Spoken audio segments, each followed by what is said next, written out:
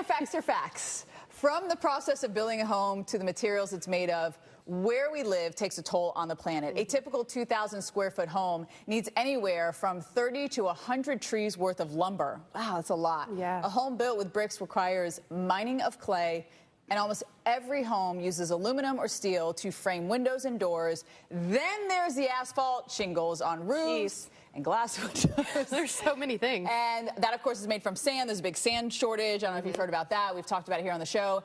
And creating all the shipping materials, it's just a huge footprint. MIT estimates anywhere from 15 to 100 tons of CO2 is emitted, I should say, during the construction of a new home. Man, now that you said it like that, when you break it down like that, It's a lot. you realize It's a how lot, much it yeah. is. Now, one way to cut down on that carbon cost is to reuse old materials when you can. Now, that's the mission of Community Forklift. Trey Davis is the executive director. Thanks so much for joining us now, Trey. Talk to us a little bit about exactly what that is. What is Community Forklift? Well, thank you all very much for having me. Community Forklift is a building material reuse warehouse. We're located just outside of Washington, D.C. in Edmonston, Maryland. We have a 40,000 square foot warehouse. We accept donated building materials, appliances, fixtures, and furniture, and we resell it at very, very low prices to folks in the community who can use it for home repair. So yeah, our entire goal is to divert as much of that building material from the waste stream as we can. That's really impressive. So do you take anything and end up recycling it, or do you have to fix anything, or does everything have to be perfect when it comes to you?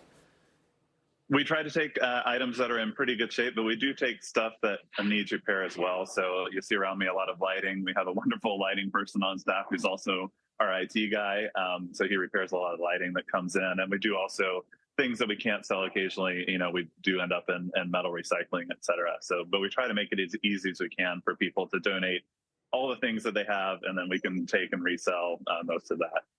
Now, is there anything that you can't upcycle? Like, are there particular items that you know you just can't take? Absolutely. There are things that we know just there's not a lot of demand for, like office furniture is one thing. Certainly, you know, drywall that's already been on a wall is a lot harder. You can't really reuse that so easily. And newer homes, in some ways, are harder to deconstruct and get the usable material out of, you know, for that reason, as opposed to older houses that are built with, you know, dimensional lumber, et cetera. Can people buy your stuff online? Because I'm like, oh, that actually is a cute, you know, chair or couch, or do they have to be where you're located?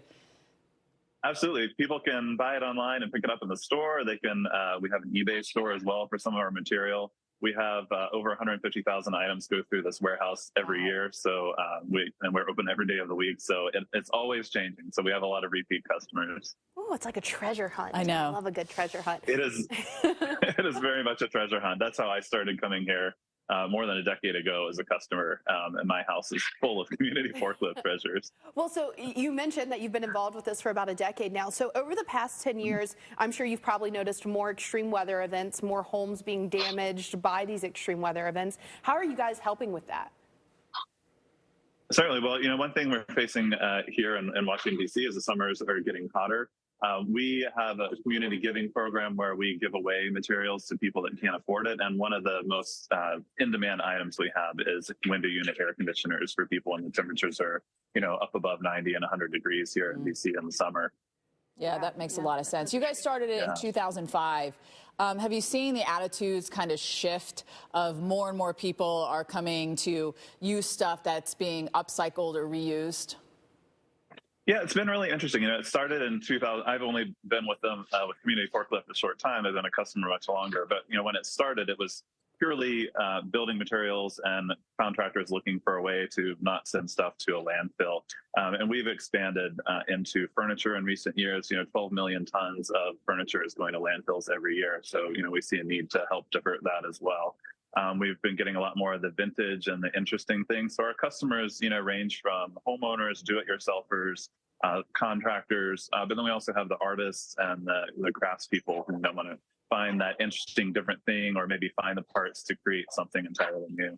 Okay, I have a two-part question.